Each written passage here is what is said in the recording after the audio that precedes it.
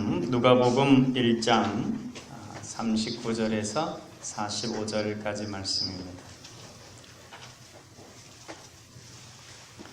신약성경 87쪽에 누가복음 1장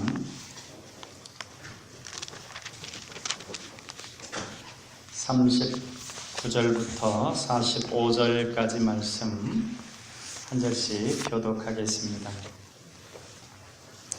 이때에 마리아가 일어나 빨리 산골로 가서 유대 한 동네에 이르러 엘리사벳이 마리아가 문안함을 들으매 아이가 복중에서 뛰노는지라 엘리사벳이 성령의 충만함을 받아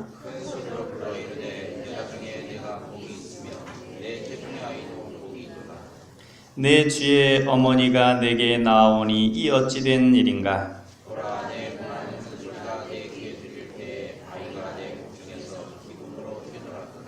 같이 읽겠습니다. 주께서 하신 말씀이 반드시 이루어지리라고 믿은 그 여자에게 복이 있도다. 아멘. 이제 성탄절 이틀 남았습니다. 그래서 우리 저희 학교 우리 학생들 선물도 줄 겸 해가지고 문제를 낼게요. 이제 도서상품권 10,000원짜리인데 마치면은 이따가 예배 끝나고 목사님한테 와서 받아가요. 먼저 우리 아동부 학생들만 답하는 겁니다. 이제 제일 먼저 빨리 손들어야 돼요. 누가복음은 누가 썼을까요? 아는 사람도 없어요? 이제 없으면 이제 전체로 확대해서 묻습니다. 자, 누가복음 우리 먼저 아동부만 누가복음은 누가 썼을까요? 이게 쉬운 거니까 그냥 막 들고 막 말해봐요. 그럼 우리 민재? 그래요. 누가복음은 누가 썼어요? 자, 이걸 아재 개그라고 그러는데, 자, 이제 그럼 이제 중고등부 친구까지 합쳐서 말해봐요. 비슷한 거예요. 이거 하나는 민재 거고, 그 다음에 애 낳고 싶은 이들이 많이 보는 성경책이 있어요. 뭔지 알아요? 좀 어려운가? 우리 친구들은? 우리 지성이. 아가서도 좀 볼지 모르는데 더 간절한 책이 있어요. 그것보다 좀 더 센 거. 네. 마태복음은 어떻게 해서 관련되는지 모르겠는데 이따 알려주고. 자, 기회는 계속 있어요. 자, 그럼 우리 아동부하고 중고등부 모르겠어요? 수현, 출애굽기. 출애굽기는 아닌 것 같은데. 자, 수민님. 에베소서. 애를 낳게 해야 돼. 에베소서. 맞아요. 그러면 우리 이제 이건 이제 수민이 거 이따 와서 받아가요. 그리고 이제 우리 전체 장년들도 해당됩니다. 이게 이제 성경은 다 맞추시니까 쉬운 걸로. 가장 가난한 왕은 누구일까요? 가장 가난한 왕은 누구일까요? 예수님. 너무 이게 제가 아까 아재 개그라고 그랬지 않습니까? 이게 좀 쉽게 생각하시죠? 전체로 이렇게. 그냥 아무나 이게 꼭 성경적인 건 아닙니다. 그냥 쉽게 얘기한 건데. 그럼 좀 어려운가요? 제가 그냥 말씀드리겠습니다. 최저임금이랍니다. 최저임금. 이게 이제 이런 식으로 하는 게 아재 개그인데요. 아재 개그라는 건 아저씨들이 이제 예, 그래.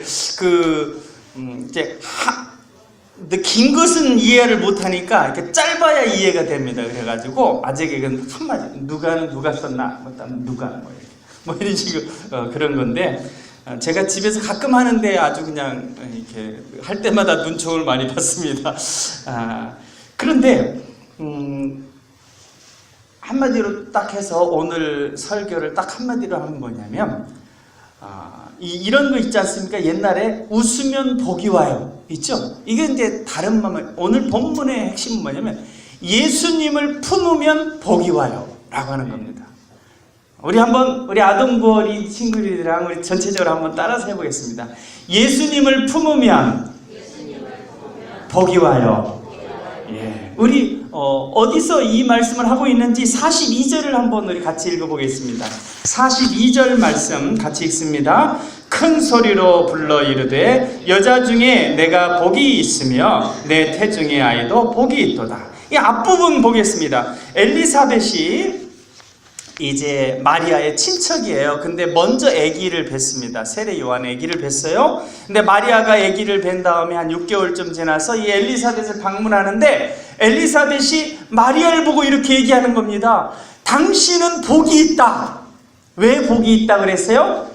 예수님을 잉태했기 때문에, 예수님을 품었기 때문에 복이 있다고 하는 것입니다. 다른 말로 하면 예수님을 품는 것입니다. 전체적으로 하면 이제 믿음으로 품었고 순종으로 품었고 성령으로 품었는데 예수님을 품으면 이렇게 복이 있습니다. 우리도 마찬가지입니다. 예수님을 품게 되면 예수님은 자기 자신을 품은 이들을 복되게 하십니다. 구원 얻게 하시고 또한 온갖 영적, 육적 모든 부분에 좋은 것으로 축복하십니다. 예수님을 품으면 그냥 예수님의 옷자락만 만지기에도 혈루병 걸린 여인이 낫게 되고 그렇습니다. 그래서 우리가 늘 예수님을 마음에 품고 예수님 마음에 품어서 그 예수님 품고 살아가면 우리의 평생이 행복한 인생이 되어질 줄로 믿습니다. 우리 모두 특히 우리 아동부 친구들 한평생 그렇게 예수님을 품고 살아갈 수 있게 되기를 주님의 이름으로 축원합니다. 데오빌로에게 썼어요. 이 누가복음을 데오빌로에게 썼는데 이제 뭐 로마의 고위 관료라고 하는 얘기도 있는데 그런 얘기보다는 이게 데오빌로라고 하는 뜻이 뭐냐면 하나님의 친구라는 뜻이에요. 그래가지고 하나님의 친구의 모든 성도들에게 쓴 책이라고 하는 그런 어떤 이론이, 그런 견해가 더 우세합니다. 그러면 어떻게 하나님의 친구가 될까요? 하나님의 친구 되는 것. 어떤 사람이 있는데 그 사람의 친구 되는 건 쉬워요. 그 사람의 친구와 친구 되면 쉽습니다. 우리가 예수님을 품게 되면 하나님의 친구가 되는 거예요. 예수님을 품게 되면 하나님께서 아브라함에게 너는 내 친구라 그랬는데 우리가 예수님을 품게 되면 하나님께서 우리를 친구 삼아 주셔서 한평생 복된 삶을, 행복한 삶을 살 수 있게 해주시는 거예요.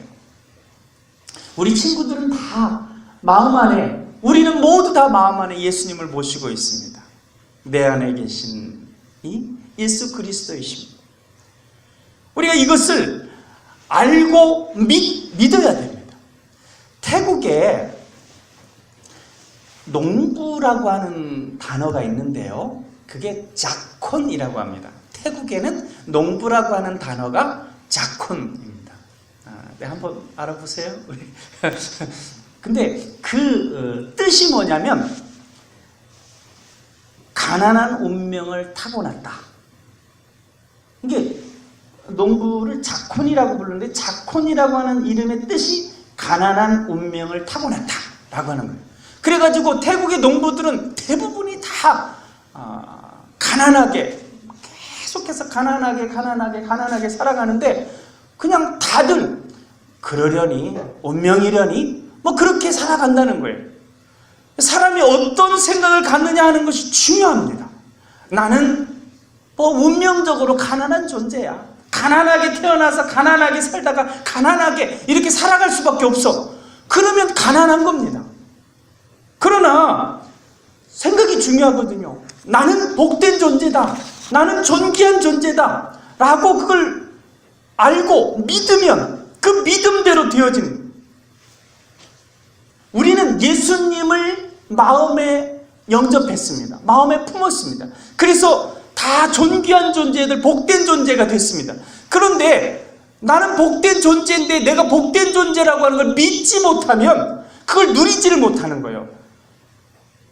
예수 그리스도를 영접하는 자, 그에게 하나님의 자녀가 되는 권세를 주신다고 그랬습니다. 그리고 하나님의 자녀는 상속자라고 그랬습니다. 하늘에 하나님의 좋은 것들을 상속받는 존재인데 그걸 믿지 못하면 아무리 은행에 큰 돈이 있어도 그걸 내가 은행에 돈이 있다 생각하고 알고 그걸 이렇게 꺼냈어야 되는데 안 꺼냈으면 소용이 없는 겁니다. 복 있는 사람임을 믿어야 복된 존재로서의 삶을 누릴 수가 있습니다.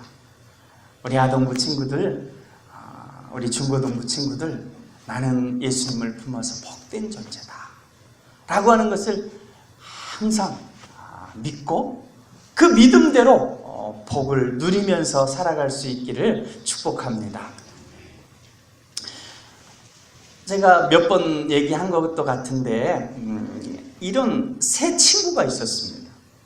미국에 세 친구가 있었는데 시골에, 조그만한 시골에 세 친구가 있었어요. 그 세 친구가 있었는데 이 중에 한 친구는 좀 똑똑하고 한 친구는 이제 이렇게 친구들하고 사이는 좋은데 그렇게 똑똑하지는 않았습니다. 그리고 또 한 친구는 약간 좀 무식한 것 같고 이렇게 힘은 세고 이렇게 우직하긴 한데 어떻게 보면 이제 똑똑하지는 않았어요.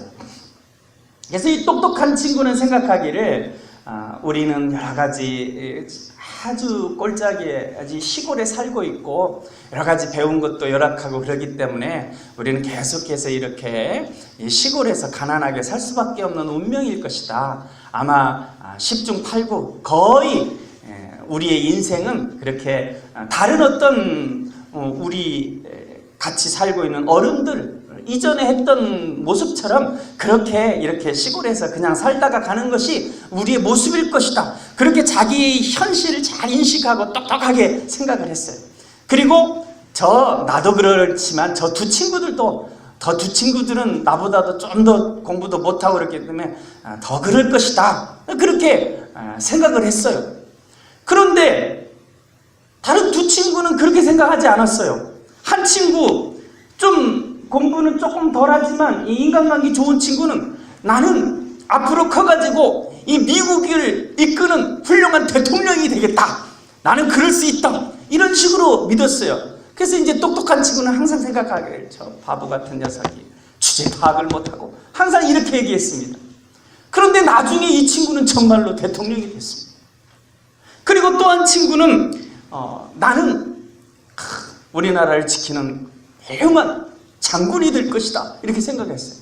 그러니까 또 이 똑똑한 친구가 저 멍청한 녀석 같으니라고 자기 주제 파악을 못해도 분수가 있지 그런 식으로 이렇게 하면서 자기는 똑똑하게 현실을 인식하는 너희 둘은 말이야 우리 아버지 우리 할아버지 그리고 우리 이웃들이 그랬던 것처럼 이 시골에서 영영히 살 거야. 그러니까 마음 다스리고 그렇게 살아가는 게 똑똑한 거야 하면서 자기는 이제 그렇게 살 거라고 생각했어요. 근데 한참 지난 후에 그 우직한 이 친구는 장군이 됐습니다. 그래서 이제 나중에 노년에 이 똑똑한 친구가 생각하는 거예요. 내가 정말 똑똑하긴 똑똑했는데 이 두 친구는 자기보다 공부도 못하고 별로 똑똑하지도 못했는데 그리고 현실도 제대로 인식도 못했는데 정말로 대통령이 되고 장군이 됐단 말이죠. 그래서 이제 이 친구가 이렇게 생각하는 거예요. 나도 그냥 바보였으면 좋았을 것 같아. 이런 식으로 생각했다는 겁니다. 그러니까 좀 제대로 인식을 못하는 것이죠. 그러나 믿음이 나는 대통령이 될 것이다. 나는 장군이 될 것이다. 어떤 믿음을 확고히 가지니까 그 믿음이 그 현실의 상황을 극복했던 힘이 되는 것입니다. 그런데 우리 친구들이 우리들이 가지고 있는 믿음은 그런 잘못된 인식에 기초한 것이 아닙니다. 우리는 하나님의 친구요, 하나님의 자녀요, 하나님의 상속자라 복된 존재라고 하는 것은 거짓된 것이 아니고 잘못된 인식이 아니에요. 제대로 된 인식이에요. 우리가 그 제대로 된 인식을 가지고 나는 복된 존재다 라고 하는 것을 인식하고 더욱더 그것을 믿음을 굳게 할 때 우리는 그런 복을 누리게 될 줄로 믿습니다. 우리 사랑하는 아동부, 중고등부 친구들 특별히 이렇게 예수님이 오신 성탄을 축하하여 발표하고 또 예배하고 이런 과정에 마음에 예수님이 충만히 거하시고 그래서 그 예수님을 품음으로 인해서 나는 복된 존재다, 존귀한 존재다 라고 하는 것들을 깊이 인식하고 그걸 누리게 될 수 있도록 성령님께서 역사하시기를 바랍니다. 주일이 복되다고 그러잖아요. 주일을 지키면 복되다고 그랬습니다. 이제 구약시대는 안식이라고 하는데 예수님 섬기는 이제 우리 부활하신 예수님 이후부터는 주일로 첫날을 지키는데 이 주일이 복되다는 거예요. 주일을 잘 지키면 복되다고 그랬습니다. 그 복된 이유가 무엇일까? 여러 가지로 성경은 얘기하고 있어요. 처음에 주일이 복되다고 하는 건 뭐냐면 7일 중에 하루를 쉬는 거예요. 하루를 쉬면서 우리의 육신을 쉬고 우리의 또 정신도 쉬고 그렇게 쉴 때 우리가 복되다는 겁니다. 하나님이 그렇게 쉬라고 그랬어요. 그리고 또 주일은 우리가 하나님의 말씀을 들어요. 하나님의 말씀을 들으니까 하나님의 지구하신 하나님의 말씀을 듣고 인도를 받고 그에 따라 살아가니까 그게 복되다는 겁니다. 또한 우린 주일에 하나님과의 관계를 정리하는 거예요. 예배드리면서 창조주 하나님, 섭리하시는 하나님, 나를 지키고 돌보시는 하나님 하면서 하나님과의 관계를 정리하고 또 우리는 평상시에는 열심히 자기의 맡은 일들을 하지만 주일에는 예배를 드리면서 그 이웃의 성도님들도 살펴보고 또 더 나아가서는 하나님 나라도 생각하고 그러면서 자기 자신만 아니라 주변을 살펴보고 더 큰 세계를 생각하게 됩니다. 뿐만 아니라 나는 이 세상에 살지만 이 세상에만 사는 존재가 아니고 하나님 나라의 하나님의 백성이다. 거룩한 존재라고 하면서 자기를 생각합니다. 그러니 복될 수밖에 없습니다. 여기에 한 가지 더 있습니다. 우리는 예배 드릴 때마다 주일에 예배 드릴 때마다 십자가를 보고 찬송하고 기도하면서 예수님 이름으로 기도합니다. 우리 마음에 예수님을 한량없이 품는 거예요. 예수님을 바라보면서 예수님을 품는 것입니다. 이 예수님을 품는 것, 이것이 우리로 가장 복되게 하는 것입니다. 방성기 목사님이라고 계셔요. 직장 선교를 많이 하셨던 분인데 이분이 여의도 순복음교회가 한창 부흥할 때요. 한 20년 전쯤 그때 막 여의도 순복음교회가 엄청 전체적으로 한국교회가 부흥했지만 특별히 여의도 순복음교회가 부흥했습니다. 놀라운 이적의 역사도 나타나고 그래서 이분이 이 방성기 목사님이 예배를 드리면서 그 놀라운 은혜의 비결이 무엇일까 한번 딱 일찌감치 그 예배를 드리러 찾아갔는데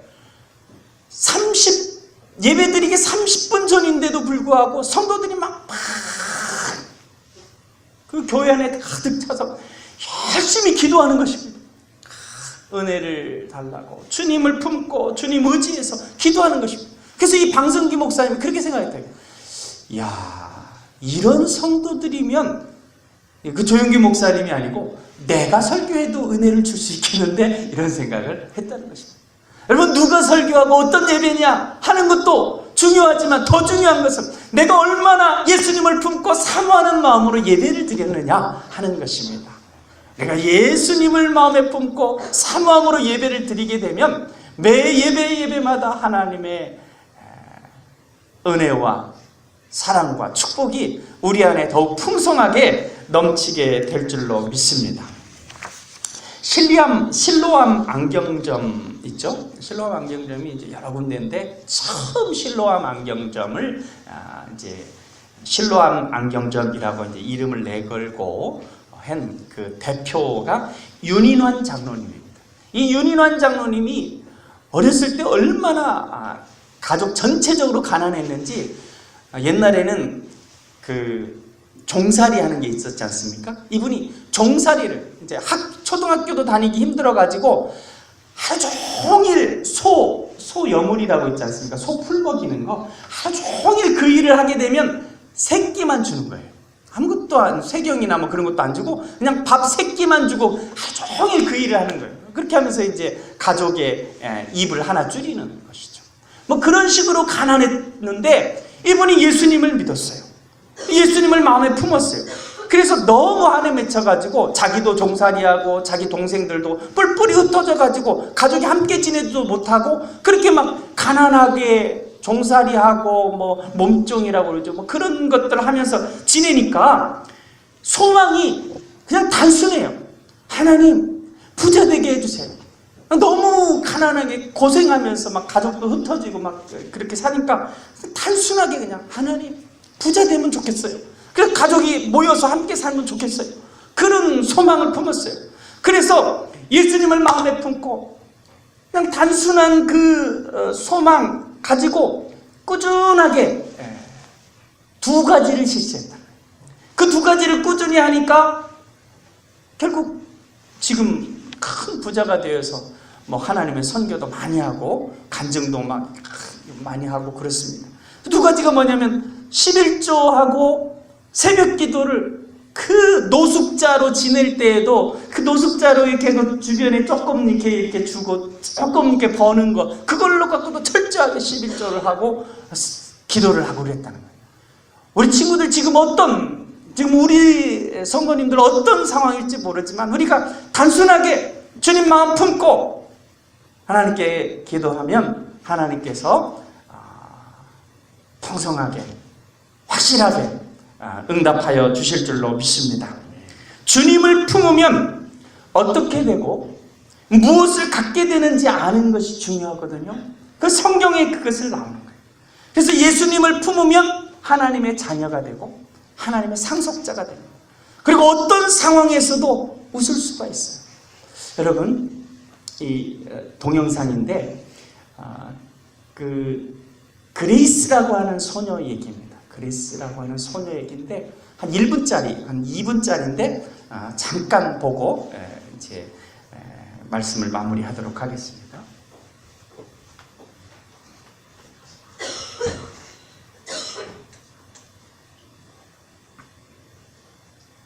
I am Grace. I am not a mistake. I was beaten. Now I am liberated from anger with a heart full of love. I am created by God for a purpose. I have significance. An impact that only I can make. No matter who is looking, my value comes from God. I praise you for I am fearfully and wonderfully made.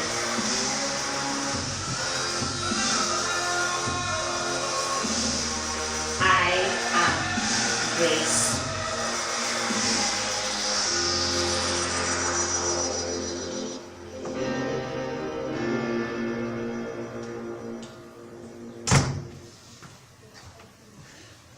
여러분도 보셨죠? 이 두 다리가 없습니다. 그리고 한 팔이 없어요.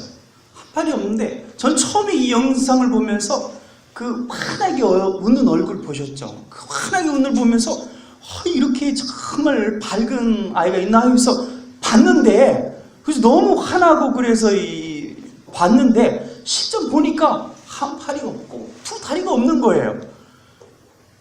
근데 어떻게 그렇게 한 팔이 없고 두 다리도 없는 저런 상황 가운데서도 저렇게 환한 미소를 짓고 이렇게 행복하게 지낼 수 있을까? 그래서 내용을 자세히 봤더니 처음에는 자기의 삶을 저주하고 정말 괴롭고 힘든 절망적인 삶을 살았다는 거예요. 그런데 컴패션을 통해서 예수 그리스도를 마음에 품었습니다. 예수 그리스도를 마음에 품게 되니까 그때부터 인생이 달라졌다는 거예요. 자기 삶이 달라지고 자기 자신을 보는 자기의 인식이 달라지고 그래서 저렇게 행복한 웃음을 지으면서 행복한 삶을 살 수 있었습니다. 우리가 예수님을 뭐 영접한다고 해서 다 똑같은 건 아닙니다. 우리가 예수님을 얼마나 깊이 사모하며 예수님을 가장 마음 가득 모시느냐, 품느냐, 그거에 따라서 우리 모습이 어떤 모습이라도 저렇게 행복한 모습이 될 수 있습니다. 사랑하는 여러분, 우리 또 아동부, 중고등부 친구들, 이 삶이 어떤 모습이라 할지라도 예수님을 마음에 품음으로 어떤 상황에서 저런 행복한 웃음을 지을 수 있는 우리 모두가 될 수 있기를 주님의 이름으로 축원합니다. 우리 그런 마음으로 내 안에 계신 이 예수 그리스도니 우리 찬양 같이 부르고 마치도록 하겠습니다. 내 안에 사는 이 예수 그리스도입니다.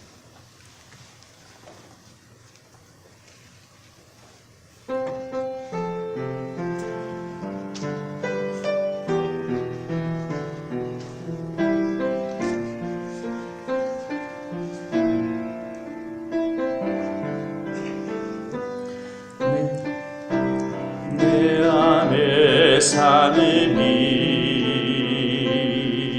예수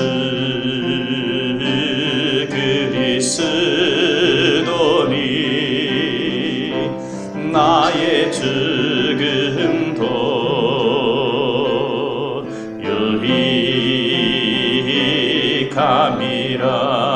유익함이라. 내 안에 사는 이 예수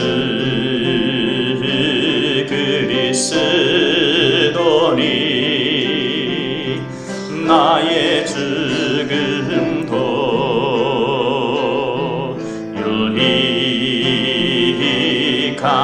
유익함이라. 나의 왕 내 노래 내 생명 또 내 기쁨 나의 힘 나의 검 내 평안 나의 주 내 안에 사는 이 예수 그리스도니 나의 죽음도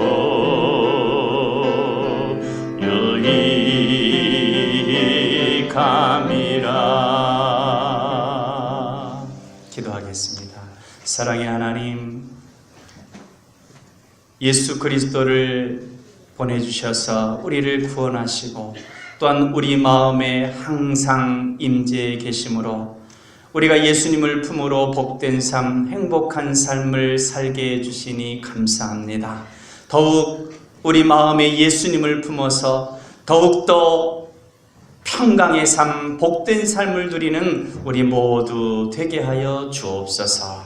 사랑의 예수님 이름으로 기도하옵나이다. 아멘.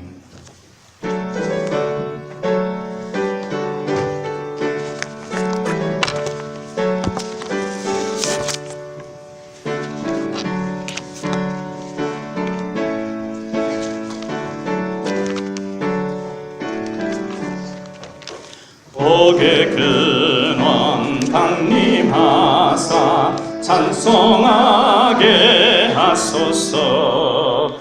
한량없이 자비하심 청량할기로